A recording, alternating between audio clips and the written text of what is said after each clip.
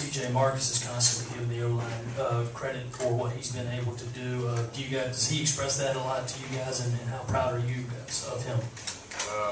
We're very proud and thankful to have Marcus Lattimore as a running back for us. Something that's so special about Marcus, after games and stuff, I look down at my phone, we get a lot of texts, but we always get a text from Marcus thanking us for everything that we done. And as an offensive lineman, that's what we live for. We live to please our running back.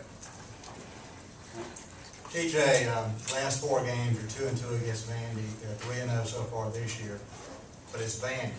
With that said, do you think you would practice just as hard for them as you would a Georgia or a Florida and take them serious? Oh, absolutely. Vanderbilt is 3-0 this year, and it's a ring game for us. This game is just as important as any game, much less a SEC game. So we can't take Vanderbilt lightly at all. Watching film on their defense, I think they look just as good as anybody that played. Just following up with that, do you think maybe guys in the league today don't look at Vandy with the same sort of derision that it has in the past? I mean, bowl game, they've beaten you guys twice in the past couple of years. I think that everybody's taking the same approach. I think that we're looking at them, that they could upset us, and we don't want that to happen. They got 2 D linemen, one's leading the league in sacks, one's leading the league in tackles for loss. They got a guy leading the league in interceptions. So I don't know how you can not take them serious. Marcus said after the Georgia game that before that final drive that he went up to you guys and said, "Listen, we've got to get this done. If we don't, nobody else will." Is that another thing that kind of sets him apart? Is not? I mean, he's obviously a great player, but it just seems like his head is always in the right spot. Marcus definitely has a great head on his shoulders, and he's the kind of guy that you want to fight for. He's the kind of guy that you want to go to war with, and that's motivating as an offensive lineman. You want to fight for every inch for that guy. TJ, you touched on a ring game before. I think I understand what you mean there, but can you explain what that is and how much you guys might talk about that? Well, our goal is to win the SEC championship, and ring. We want to ring too. We want to win every SEC game, and we want to eventually get to the championship.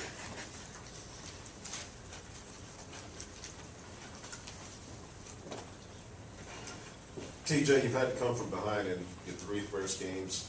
How much do you want to come out, just take command, take control of the game early, and just lead that thing from beginning to end, so you don't have to have those stressful second half moments? Yeah, but we definitely have been stressed out with the way we won our games, but we have yet to play a complete game. We have yet to play a game where we've done everything right, and that's something that we're striving for, and we've got to do soon.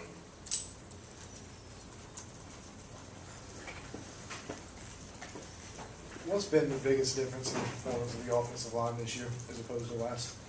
I think that one huge advantage we have is that we have the same coach 2 years in a row, and I think that makes a huge difference. We're running the same schemes, we know the same terminology. I think that we as a unit have gotten closer, and we're clicking a lot better than we have in the past. After last week's game against Navy, do you feel like the offense is moving in the right direction in terms of balance? I know the first couple of weeks passing game was struggling. Look at last week, Garcia 72% completion rate against Navy, and the offense seemed it's a little bit more balanced against the midship. I don't think that we as offense have played anywhere up to par, and yeah, we had a decent running game last week, and but I don't feel like we've played anywhere close to our potential, and I still feel like we have a long way to go. TJ, I've got to ask, obviously, yesterday South Carolina found out about the NCAA investigation. As an athlete, how difficult is it for you when you meet people, when you meet some of these fans, to keep those kind of rules in the back of your mind about, what contact's permissible, what's not permissible? Is that hard to do for now? Yeah, because there's so many different rules and regulations that you have to abide by, but we have a great compliance team around here to tell us what we can and what we can't do. So, we try and make sure we do everything correct. Anything else for TJ?